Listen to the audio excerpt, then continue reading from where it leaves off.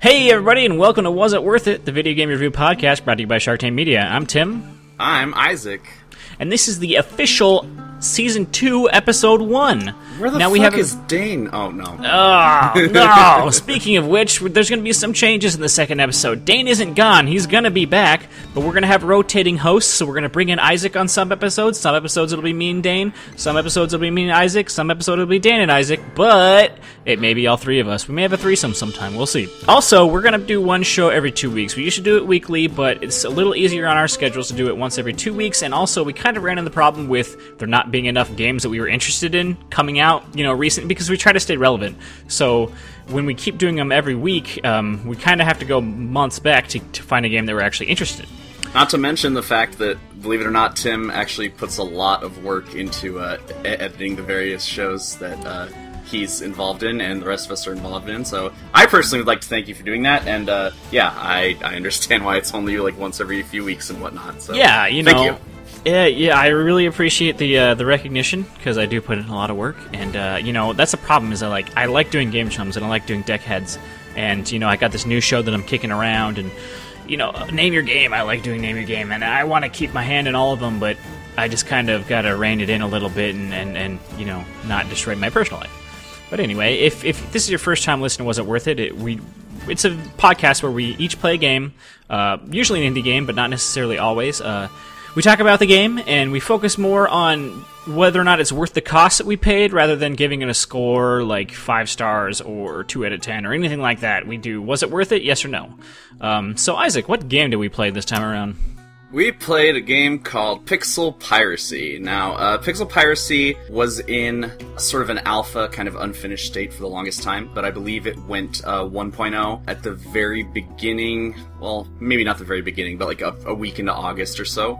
So we deemed it good to decide whether it was worth it, because both of us kind of had an issue with reviewing unfinished games. Yeah, because, definitely.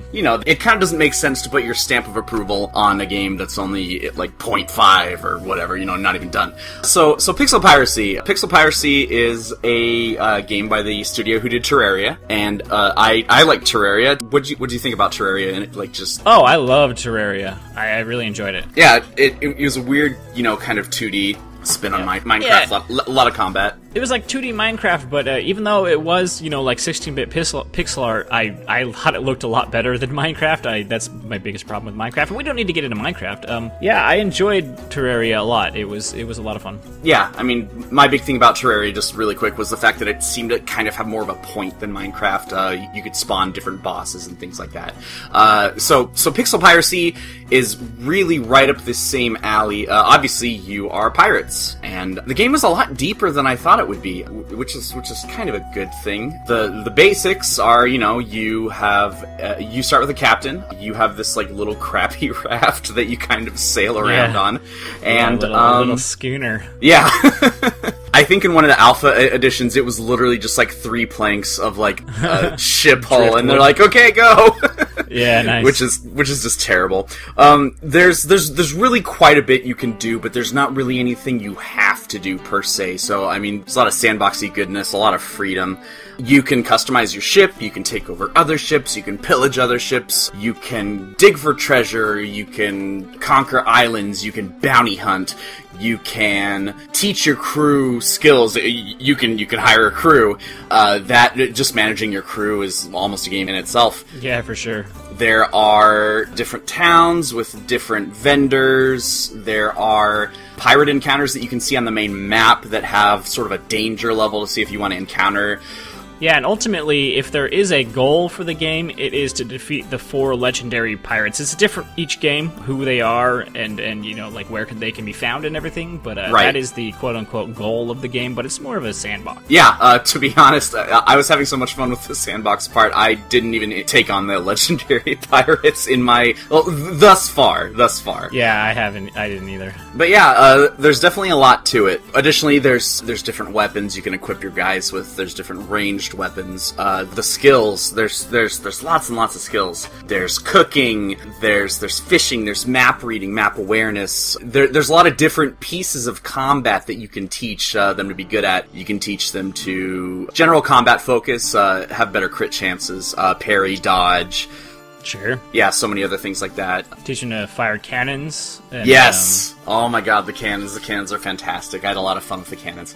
Yeah, I mean, there's really a lot of aspects to the game, and I'm not quite sure why I didn't think there would be, knowing that these were the same guys that did Terraria. Sure. But I was definitely pleasantly surprised for a game that was freshly released just out of alpha and beta, if you will. So for you, you'd say it was worth it? Yes, but keep in mind that I ended up paying under $5 for it.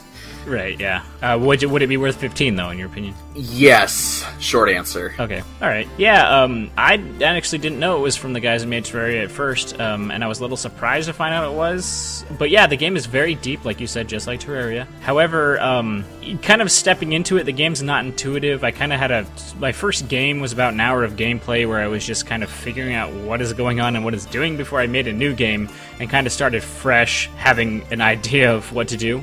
There is absolutely a learning curve. Yeah, for sure, yeah. And there's just so much, and part of that is because there's so much in the game, and they just kind of give it to you all right from the get-go. Kind of. The reason I say kind of is because, like, you know, you mentioned cannons and how great they were, and I played for, I don't know, 5 hours or something, and I got a cannon, but I never found the bombs to you know, I looked up how to use the cannons because I couldn't figure out how to fire it, and I just never found a shop that sold bombs.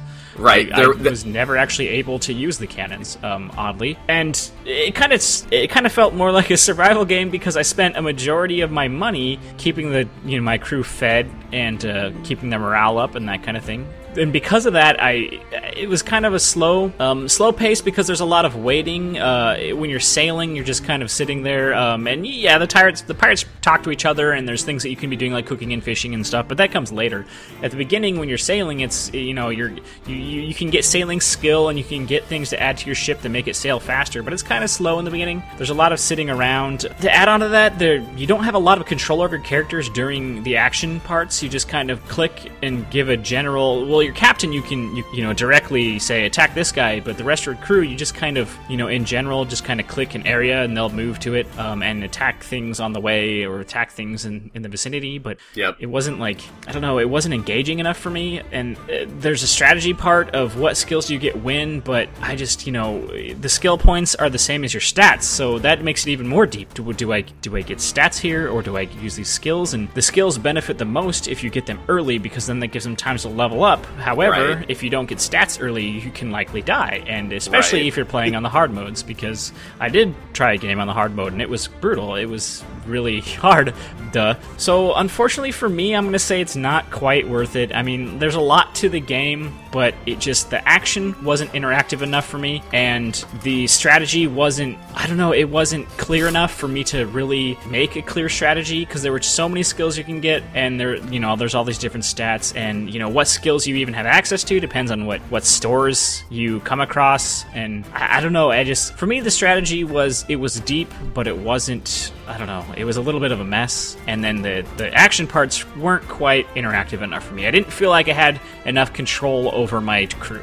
I just kind of felt like I was clicking and then watching them fight, and then there wasn't much more to it than that.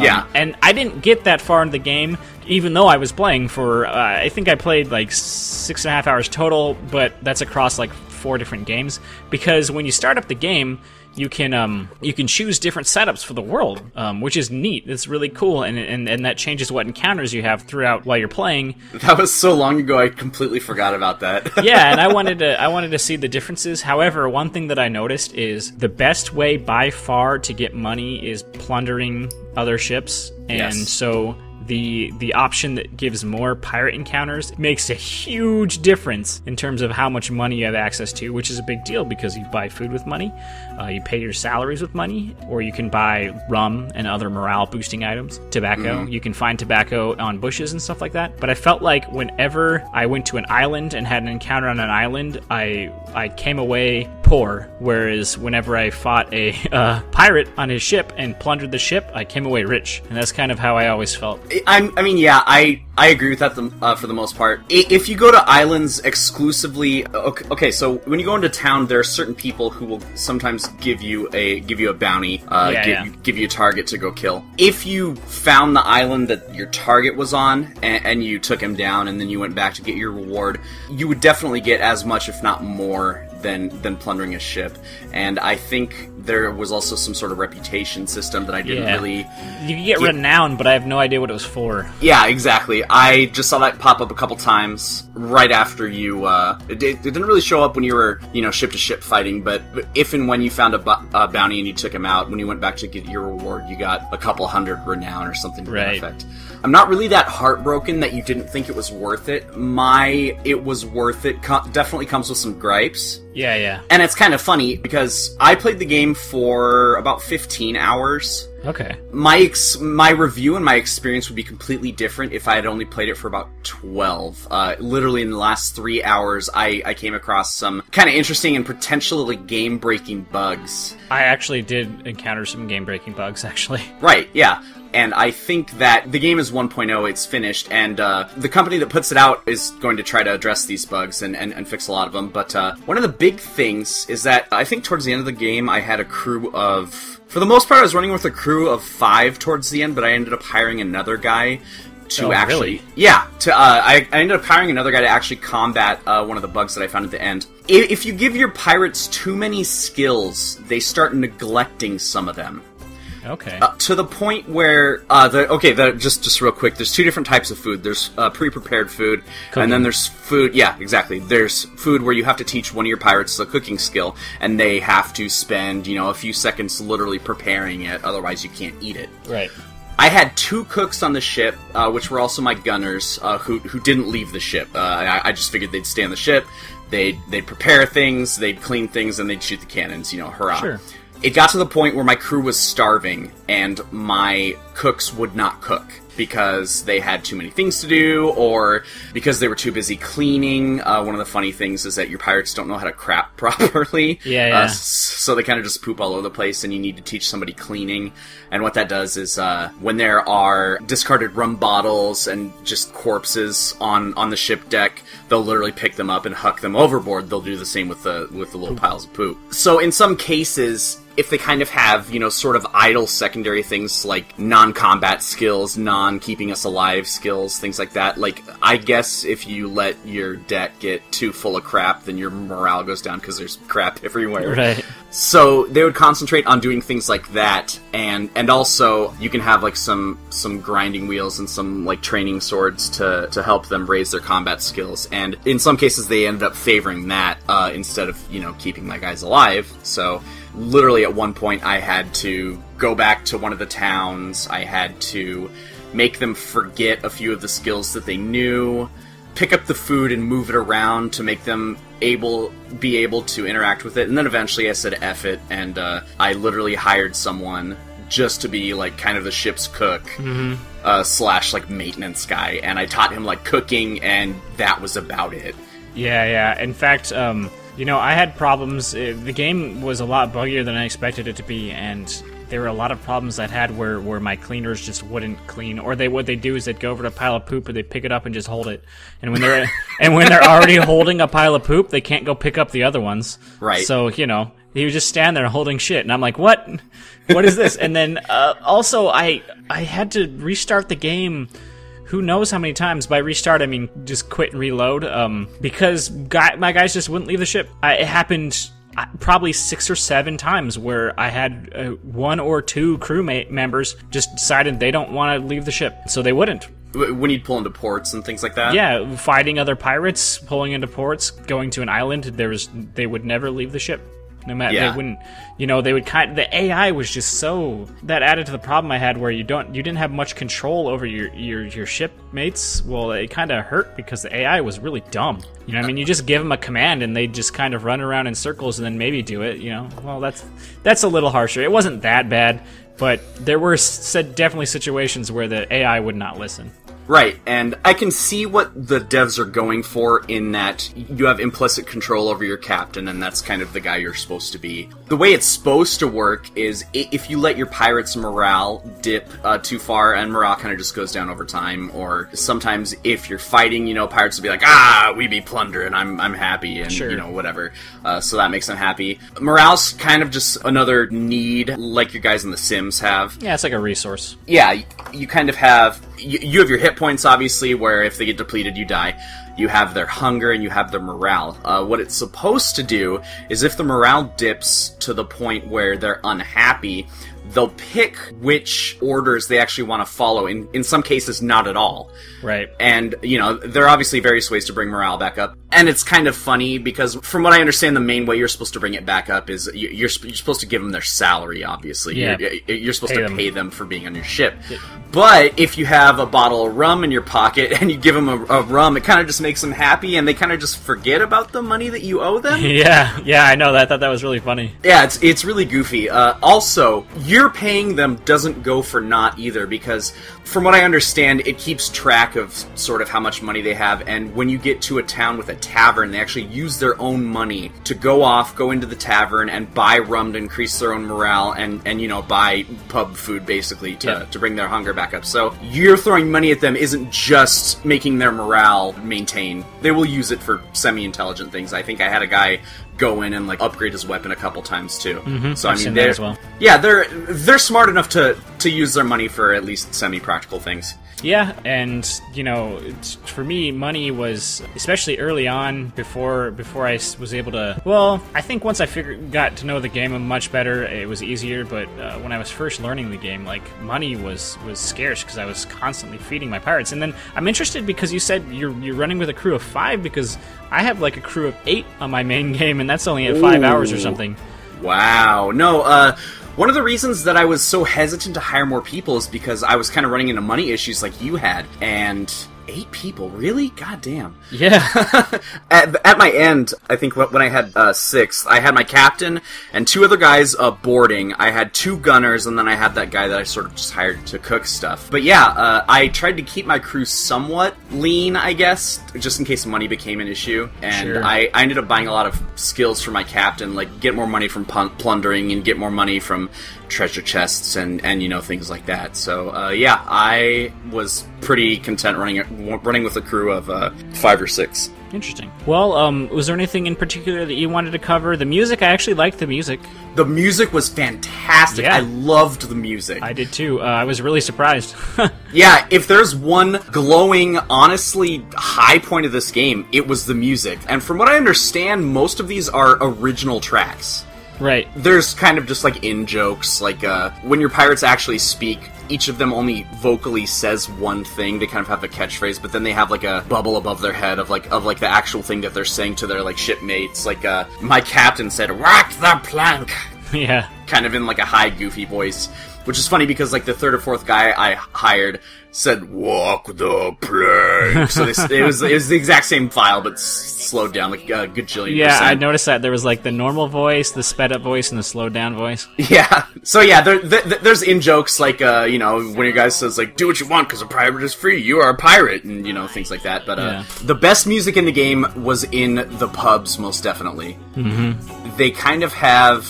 I would imagine they had a performer, and they kind of sped up his voice, because I don't think that singing voice was natural. No, that's definitely sped up. It sounds like a chipmunk, and yeah, we all know how the chipmunks were made. Yeah, exactly. But yeah, they have different shanties and stuff that they sing in the taverns, and then if you're out sailing or you've just succeeded in killing a ship's crew and you're going through their ship or whatever, your pirates it'll say your pirates have joined in a sea shanty, and it doesn't have any words, but it's sort of whistles a little ditty to sure. let you know that your guys are happy and stuff like that. But yeah, I mean, generally I understand what the devs were going for, and generally it has a lot of production value. I think once they fix the AI, then this game will be a lot better than it is now. Yeah, I think that's their biggest glaring problem at the moment. Yeah, to me it didn't seem like a final product. There are a lot of bugs. The AI wasn't great, and there's a lot of stuff. But again, it's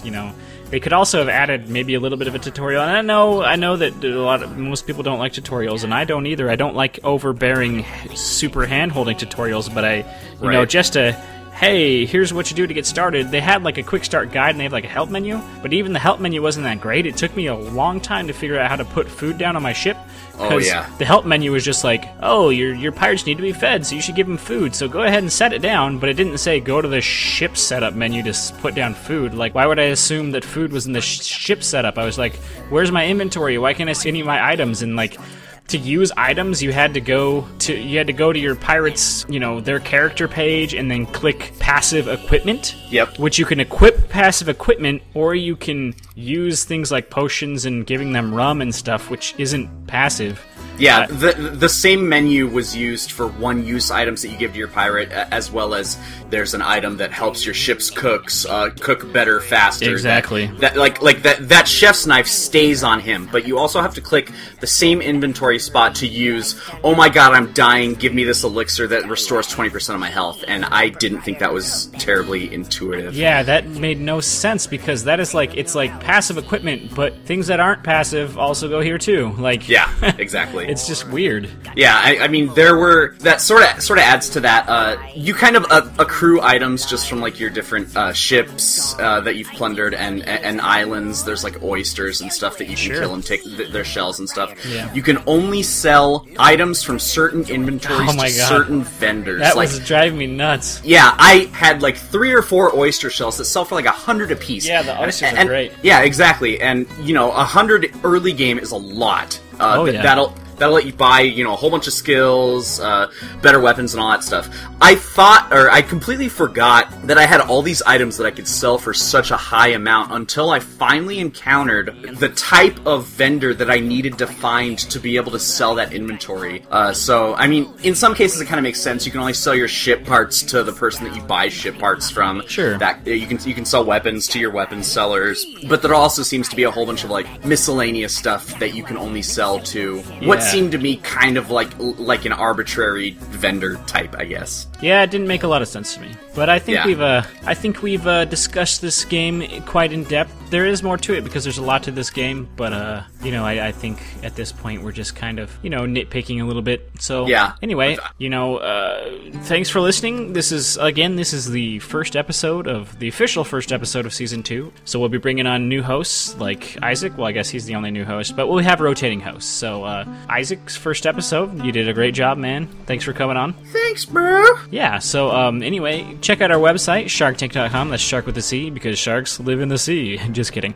Yeah, at our YouTube account, we've got lots of other shows. We've got a cooperative Let's Play channel. We've got a tabletop strategy game show. We've got a interview podcast. We've got lots of other great articles and things. We've got lots of other great stuff on the website, too. So yeah, thanks for checking us out, and we'll see you next time.